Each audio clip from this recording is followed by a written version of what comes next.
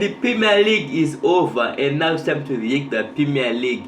And let us predict if this club are going to be successful next season. First, Arsenal. Now, Arsenal, hey, they won it, but I didn't think this was going to happen. I thought they were going to bottle, and they almost bottled it. I think for me, City bottled the league because they had it after that Arsenal win, but they just gave my man, you ruined football. But Arsenal are the Premier League champions. I think they're going to lose to PSG. I don't think they're going to win that one. But what is going to happen is, are they going to be successful? Here's the thing. I think this was just a one-off thing. I think they are good enough to win the Premier League again. If Arteta needs to win the Premier League, he needs to change his style, because his style has proved that it can't work. Yes, people are gonna pretend like it works because he wins it. He won it because everyone was bad. Liverpool was bad this season. They were just super bad. Manchester United picked up too late, and City were in the hands of face. They were bad in the first half of the season. They bought some players, but they are still transitional. They are not that strong as they were. So as much as we can say Arsenal are good, like, I don't think they're going to conquer next season. I think this was the one-off thing. Maybe they'll conquer, but I just can't figure myself seeing them win another one. Like, this season, everybody was just so bad that they won it, because they dropped the points many times. Like Wolves games, like Forest games, like they were supposed to win this league like with 5 games to go, but they dropped unnecessary points, and they just don't have that mentality to be a champion. Maybe right now, maybe they've won it. Maybe they've tasted gold. They will have that mentality, but I just don't think. And the team, I just don't see it for them. Then for Manchester City are in the transition phase. I think they are one of the teams that I will pick to win the Premier League next season, because the thing with City, the one thing stopping City from dominating is the under 15 charges. I heard many people say, City are going to fall like Manchester United. No, they're not going to fall. The difference between Manchester City and Manchester United are the owners. The reason why Manchester United fall is because of the owners. Yes, they will bear the marginal signings like David Moyes, but in general, they were good managers like Jose Mourinho, like Ojana Solskjaer wanted Rice, he wanted Bellingham, he wanted Haaland. Can you imagine if all those players who were wearing Manchester United shirts right now? But because the club is so fixed on this Glazer dictatorship that they do not believe in managers, that's where they are. So even Pep Guardiola is a great coach, he proved it. He's beaten Arsenal, Liverpool, and Manchester City, like the big three. Are they going to give him the players he really wants? No. They're now like, they want to sign, I forget this player's name. Like, that's the problem I have with Manchester United. Like, this is why I say City are going to dominate. Even if Manesca fails, which I think is going to be successful, because Manesca is a good, a club, is a good tournament coach. I think it could be more successful in the tournament like Champions League and the FA Cup. But the thing is this: City are willing to invest. They are different from other clubs. They are willing to pay the wages. They are willing to invest. They are willing to do whatever it takes to be successful. That's the difference between City and Manchester United. That defines why I think City will not fall. If City are not charged with the under 15 charges and they stay up in the Premier League, I think they'll dominate for another 10 years or 5 years. But Manchester City are built on, let us do whatever it takes to make our team great. That's the difference between Manchester City. If you look at some other clubs, like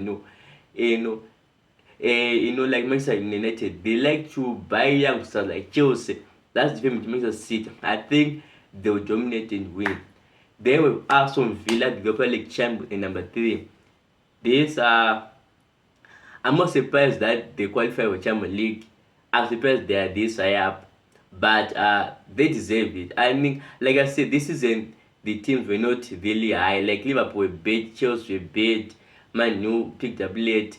It was just a bad Premier League, but they were like a very good side there. They won the Europa League. They made the English media proud. Uh, I don't see them winning the Premier League next season. They can challenge. I can see them really challenging Premier League. If Unai Emery stays and they don't save brand new players, they can challenge because I don't see Arsenal becoming too much of a competition for them. But they're going to play in Champions League next season, so big pressure. I don't think they're gonna win that, but I think the Villa ownership needs to invest in Unai Emery because he has shown that he can make it happen. And when a coach is shown that, you need to invest in him. But if they can invest in Emery like 200, 300 million type of budget this transfer window, they can do it. Then you have Manchester United, and Carrick has done an amazing job rising make sure this club rise from the dust. This club was done and dusted, and he made the amazing. I'll still have the same criticism. They do not want to buy those players. They do not want to buy the players that the manager wants at the right time. They could have signed Kane, they could have signed Rice, they could have signed Benham, they could have signed Alan, they could have signed those big players. But because they are hesitant, it's just like I just don't see them buying the big players. I don't see them buying Chomeni. I don't really see them improving on their football situation. I think they're gonna be they're going to be in the territories as a third wheel, but I don't see the Glazers putting in the right amount of money needed, the right amount of wage needed. Carrick is a good coach, but when the Premier League or the Champions League, you need the right players, and Kuna is not that one. I don't think Kuna is a squad player, but it's not that impactful for you to win a Champions League, Premier League with. I just don't see it. Then Liverpool, they they survived, and many people are saying so should be out. I disagree with that. I think one best season should not defend a manager. He was good last season, and I think this season everything was just put up on a play for him to feel like his two best center backs, Vince Van Dijk and Konate, as they have been out of shape this season. They've been bad. His two best wingers, Gakpo and Salah, have been bad. So if you can replace those, I think you'll be successful. Klopp is a good manager.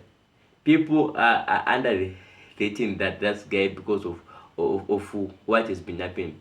He's a great manager, but I just think that the Liverpool need to buy two experienced center backs to replace Virgil van Dijk and Konate. But especially Konate, you need to respect Konate, and they need to replace Gakpo and Salah. I think Kikte and Isak, they're good. Maybe they can play Isak on the left and buy a right wing. Maybe they can do that to save some money, but they need to do something. And so it's a great manager. People are underrating him. Like, you won Premier League first season. Who does that? Like, come on. He is a great manager. Then Bournemouth and Sunderland qualify for Europa League. Congratulations to both. Sunderland. I like Sunderland because they took advantage of the African gem. Like African players are cheap. Are cheap to buy, cheap wages, and they are very good. And Sunderland, on the market, people were like, what is this club doing? They just buy like 5 or 7 African players. They put them on their team, and they know they're gonna pay them low wages, and they know that they're gonna be expensive to buy. They're gonna be expensive, wages, which is good for the research of the club. So I like what they are doing, and I'm very happy that they are having a great success and also utilize African talent. And for Sunderland, if they can still continue investing in the talent and doing, they can stay up in the Premier League for long like Brighton. But for them to get Europa League in their first season is a great achievement.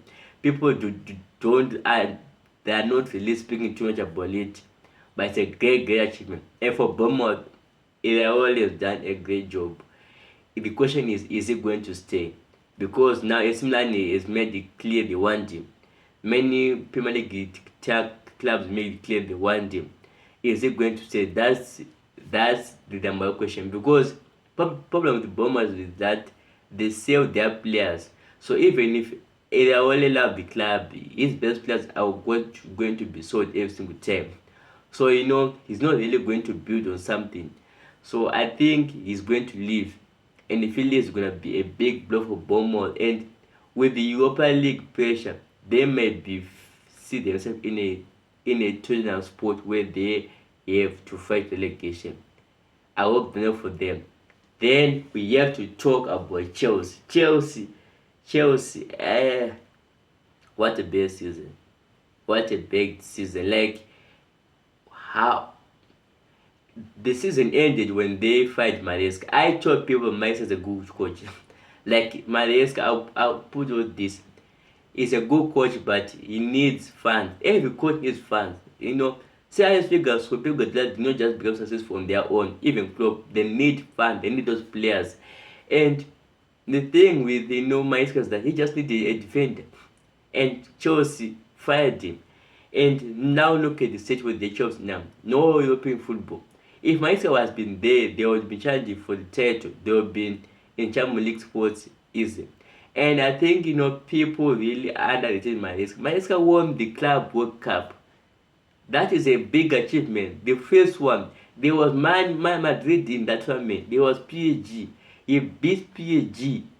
He beat Barcelona. In months, he beat PSG, Barcelona, the two best teams in at that time. He beat them, and people still underrate this guy. And that's why I think gonna succeed is at City. By Chelsea made the blunder. Now Xabi Alonso is now weak tied. And the problem with Xabi Alonso is that many of his top players, they want to leave. Palmer wants to leave. Fernandes wants to leave. Caicedo would love to leave if opportunity arrives. And you need to bring unit in that squad bigger game. And you need to make that squad believe they can win. But he doesn't have European football, which means he have a lot of time to the SC. He can build.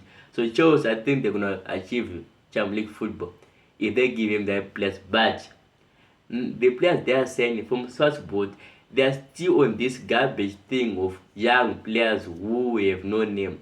I don't like this thing. Yes, you can get young players, but get young players who like Bakola, who have been a big club, like Mayulu, who have a big name. But this thing of experiment is so work, but they're still on it again. But I don't know what's gonna happen. But Chelsea, they miss. Tottenham Hotspurs, another 17 tie, others 17 in the same. How do you go from 17 to 17? That stadium where Tyson Fury and Edge are gonna fight, that stadium was almost a championship stadium. How do you do that? How do you move from being in a Champions League final to being regularly fighting for Premier League title, to going to Europa League? And now look at this.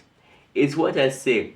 Even if a club is good, if the owners are not willing to buy top level players and pay the big wages, even if you do the training ground well, even if you do everything well, you always fall. That is why West Ham also fall. Which probably now need to understand this one.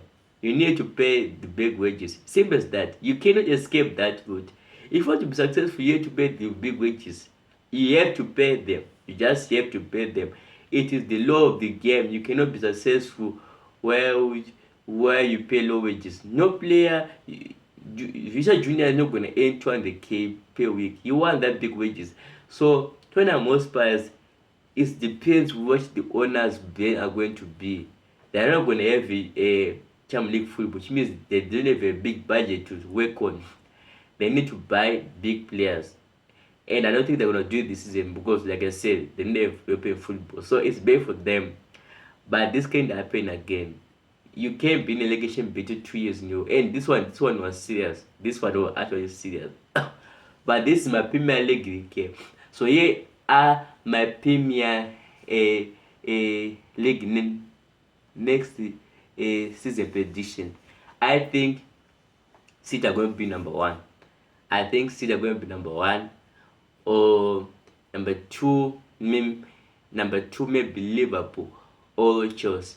I think City, Liverpool, Chelsea, and I can slot in Arsenal over there. But I think Arsenal are going to drop off because they focus more on the Champions League.